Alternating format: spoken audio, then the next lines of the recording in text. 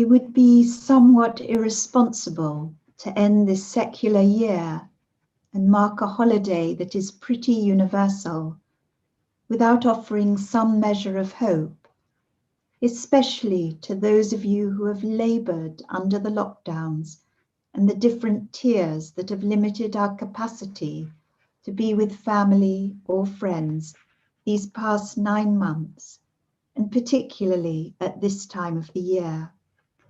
And hope for those of you whose lives have been turned completely upside down by losses and illness, by loss of employment and income over this past year. We could not have imagined a more different year as we sat at home to listen to the Queen's speech this time a year ago. I feel in some way caught between two worlds, and I know I'm privileged in so many ways to be working in a job that allows for some semblance of normality, to be living in my own home and enjoying being a spectator to the periods of industry that take place every day in my garden. The squirrels continue to forage among the dead leaves for bugs and other sources of food, and pilfer from the fat balls and seeds in the feeders, intended really for the birds. I watch them perform their acrobatics, hanging upside down, or perching their front legs precariously on their source of food, while their back legs swing away from them on a nearby branch. They look up guiltily as soon as I peer through the window, knowing that the food is not intended specifically for them, and that they receive other tidbits from my neighbor. And then there are families, tribes of brown speckled birds, blackbirds, that come and go and squabble among themselves, flitting from one feeder to the next, from one branch to another. The blue tits with their yellow breasts alight on the now bare rose bushes, and I wonder how they avoid being pricked by the thorns on their stems. The pigeons strut around with their bright yellow beaks and staring eye, wings that flap about noisily, lifting them from the ground like large unwieldy planes and dispersing the smaller birds in all directions. And occasionally a jay will come into the garden, its wistful look and bright blue and black patterned strip of plumage catching the eye before it too leaves. More unnerving was the video captured by my neighbor one day not long ago of a hawk who had managed to procure a pigeon as his lunchtime meal. He had positioned himself for a few seconds on his dead prey, surveying the garden for competitive rivals, before flying off with the dead bird secured as cargo. The other world is the street, not a stone's throw beyond my front gate, the world I can see in front of my eyes as clearly as the dramas in the back garden, and the parts that I read or hear about in the papers or on the news. It begins with the individuals whose homes are outside the shop fronts near where I live, the men and women who set up home in the underpasses or tube stations at night, having queued, if they're lucky, for a hot meal on the Strand, or been given a sandwich by a kindly passer-by. It is the world of food poverty, which is addressed not by civil society, but by charities such as Sufra, which I visited earlier on this year during the first lockdown, with several of the government boxes of food donated by neighbors and congregants who didn't need them. Sufra's headquarters are in Brent, a borough which saw the highest mortality rate of all London's boroughs from COVID in the first months of the pandemic.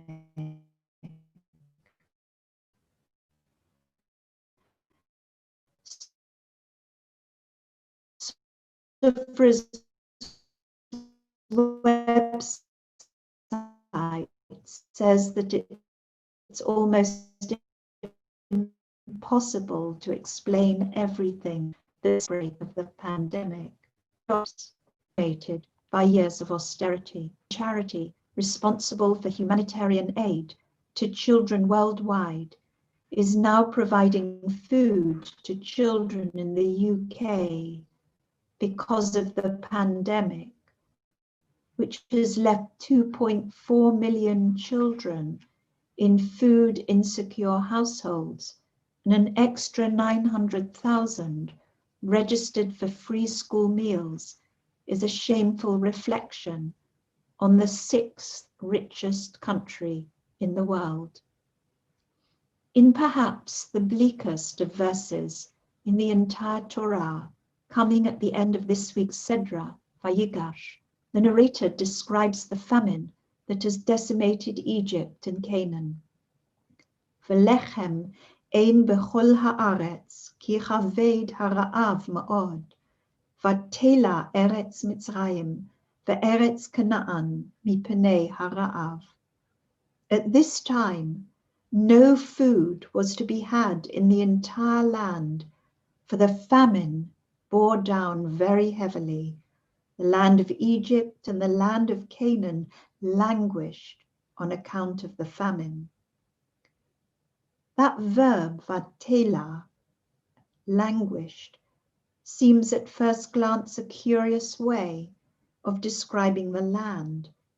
What exactly is meant by the verb vatela, which does not appear in this form anywhere else in the Hebrew Bible? The Targum connects it to a similar root, meaning to be weary or impatient. And Rashi, following this lead, describes the Egyptians as tired and exhausted by the years of the famine. Ibn Ezra, however, takes a different tack after commenting in his usual way on the form of the verb, but then drawing a parallel with a verse from Proverbs. Kemit lalea hayore zikim chitzim amavet.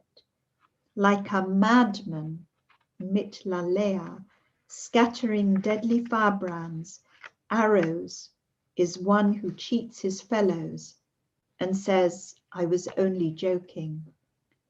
And David Kimchi, in his commentary to the same verse, picks up Ibn Ezra's remark.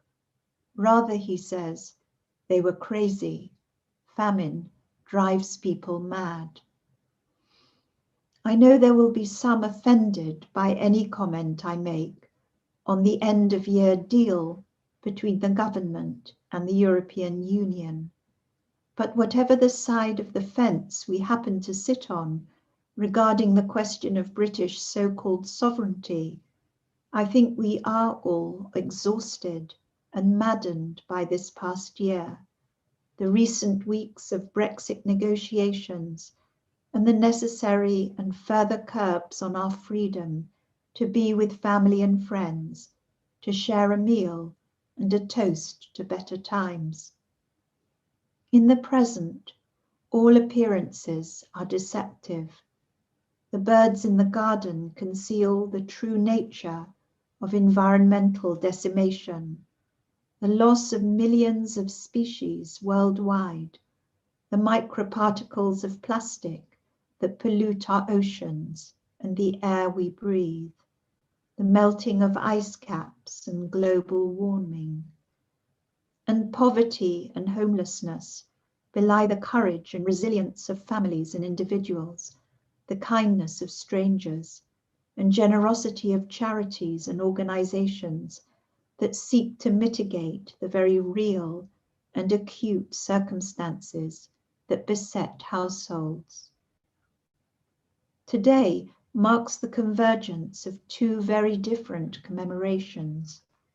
In Judaism, The 10th day of the Hebrew month of Tevet is a fast in remembrance of the siege of Jerusalem by Nebuchadnezzar 7 months before the destruction of the Second Temple in 586 BCE, and heralding a dark and tragic period in Jewish history.